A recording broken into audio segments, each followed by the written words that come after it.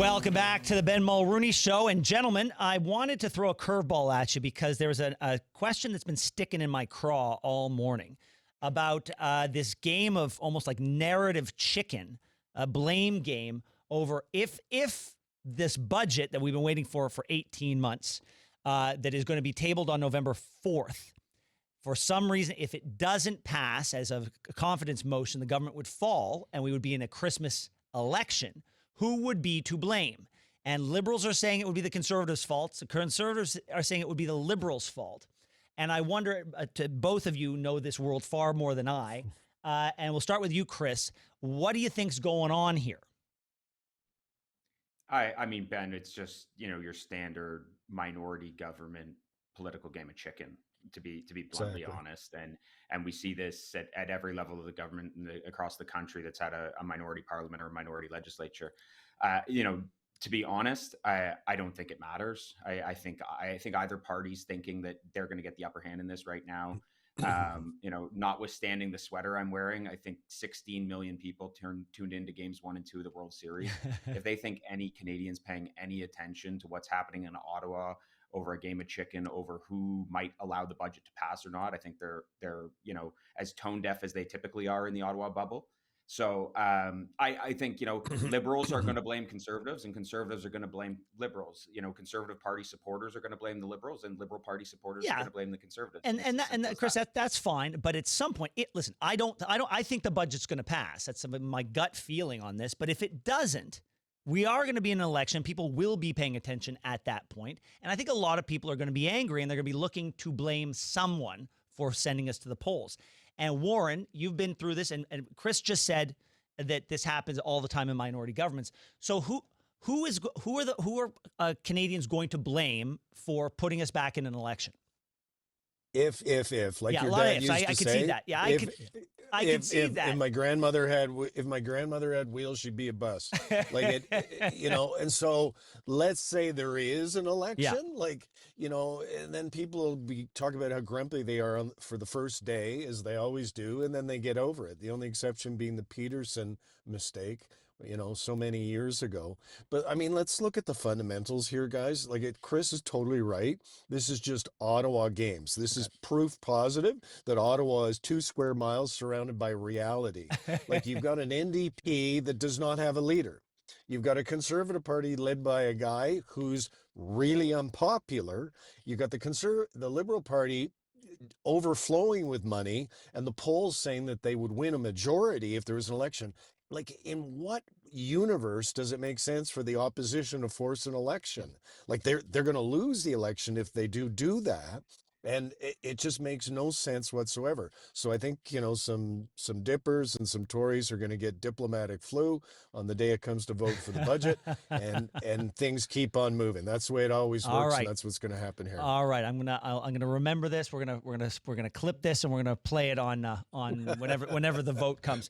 Okay, this the Cowichan land claim issue out of British Columbia. Now Quebec has picked up the ball, and Indigenous groups are asking for about $5 billion. Warren, I was speaking with somebody who had me thinking about this in a new way, which is we're living in an era of reconciliation, but also decolonization, and those two concepts are designed to eat each other. One cannot exist in the presence of the other, as goes the theory. And I gotta ask. I think you were on the show. You told us a while ago that this wasn't the big deal that some people were making. I mean, I hope I'm remembering that correctly. But is it turning out to be a bigger deal now? Regionally, it is. Some places, people who have 99-year leases and finding, that they've got a landlord, which is an Indigenous band or First Nation, are unhappy. But, my daughter is Indigenous, as you know, Ben, and, she has the best take on this at all. It's like, Dad, they do all these invocations and these, poetic statements at the start of every single event now. We're standing on the land of the Anishinaabe or the Ojibwe or the Cree or whatever. And she said, well, which is it? Like, Yeah. is it our land or not? If it's our land, give us fair market value. If it's not, then shut up about it. Yeah. So I think you're right in the sense that white people like us, are trying to have it both ways. Either we acknowledge that, First Nations have some kind of say in Indigenous lands and Indigenous real estate, frankly, or they don't. Yeah. But we need to pick a lane, not them. And like them, they're acting in their self-interest. Yeah. If they hire a smart lawyer and come after somebody and say, you owe us a lot of money, well, good on them, because, that's what everybody else does. Yeah. And Chris, when you look at it like that, it's hard to fault the Indigenous stakeholders here, because he's right. If there's an opportunity for them to benefit themselves, their and their people, why wouldn't they take it? If we are going to create the framework for this sort of thing to happen, they would be stupid not to take advantage.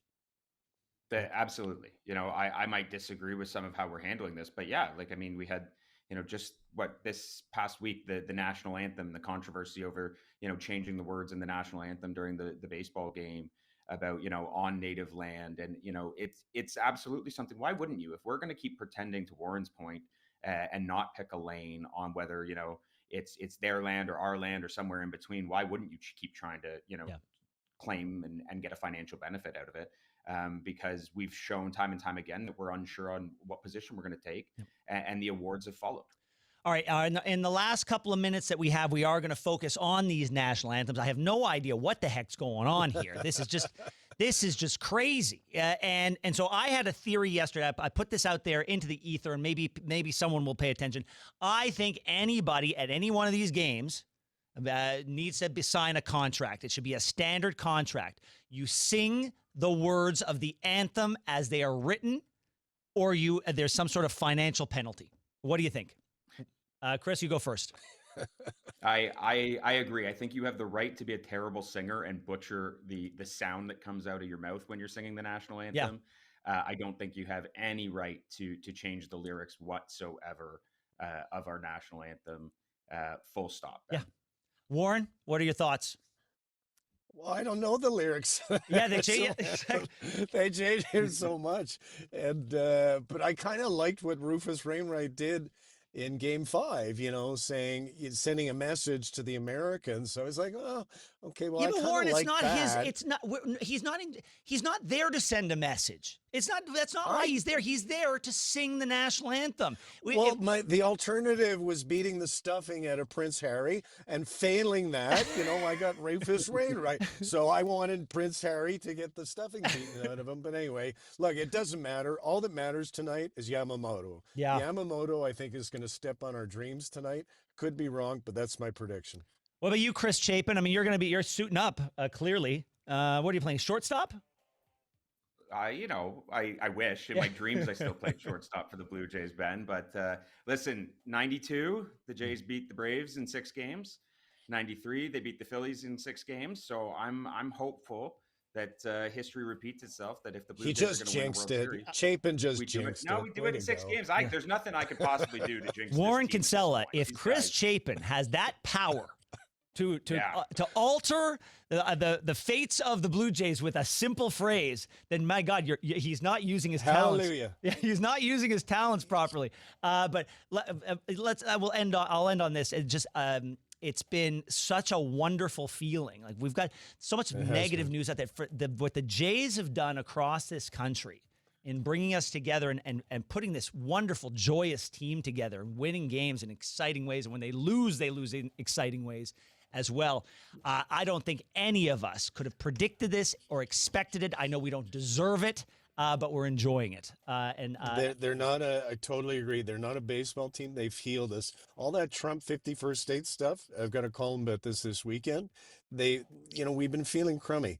The Blue Jays, this team of mainly American boys, have made us feel great. God bless them. God bless them. And God bless the both of you. Thank you very much. Enjoy your weekend. Happy Halloween. Go Jays, go. Thanks so much for watching the show. Now, if you enjoyed what you saw, hit that subscribe button so you never miss another episode of The Ben Mulroney Show.